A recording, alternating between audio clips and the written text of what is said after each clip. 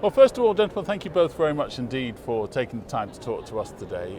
Really appreciate that. So we've got important stuff to get into. We've got this new report out here. Bruce, tell us a little bit about it. So we've been working with Siemens cities and with the Copenhagen Business School on examining how different cities, we chose Hamburg, Manchester, and Pittsburgh, design, finance, and deliver sustainable urbanization projects. Because the bottom line, our cities are really important to how the world grows sustainably, because they have so much control and power over transport, energy, buildings.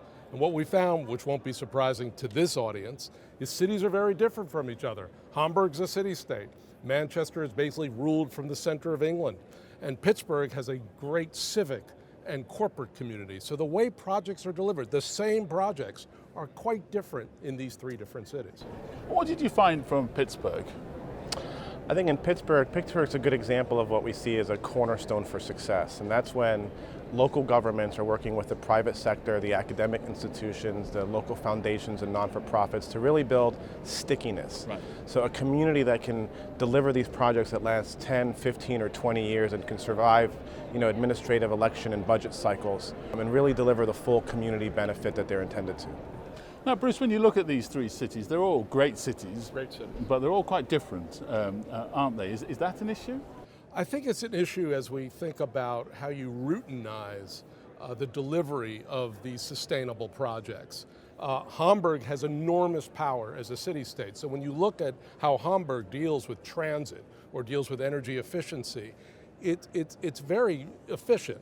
It's incredibly efficient because you have all this power at the city level. But when you deal with Manchester or when you deal with Pittsburgh, what you see are many other actors are involved in the design, finance, and delivery of projects. It makes it less efficient, maybe not less effective, but less efficient. So we're going to have to learn. I mean, we're in an urban-led world today, and for a bottom-up world.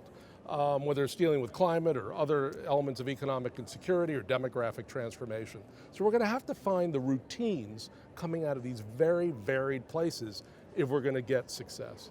It's a really interesting point, isn't it? Because as you say, we live in an urban world, but we also live in very much a global world. But these are very sort of different cities. So you're talking about routinization. How do we do that? Well, I think it's very important that we're doing this with Siemens, because to some extent, what happens are cities exist within nations, but they transcend nations. Right. And the local is going to the global. Siemens is a global corporation. There are obviously global financial institutions in the sustainable space. So we're seeing cities engage with corporations in very new ways so they can deliver these projects efficiently and effectively. Well, when we look to the future, what's Siemens' view of how localism is going to play out in this kind of a way?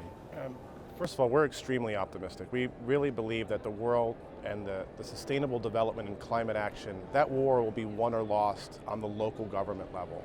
And what we see in terms of leadership, in terms of new ideas, innovation, avant-garde approaches to creating these ecosystems, we're unbelievably excited about the progress that we're seeing.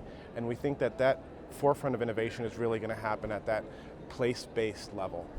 Well, gentlemen, both, thank you very much indeed for taking the time to talk to us today. Really appreciate it, and fascinating stuff.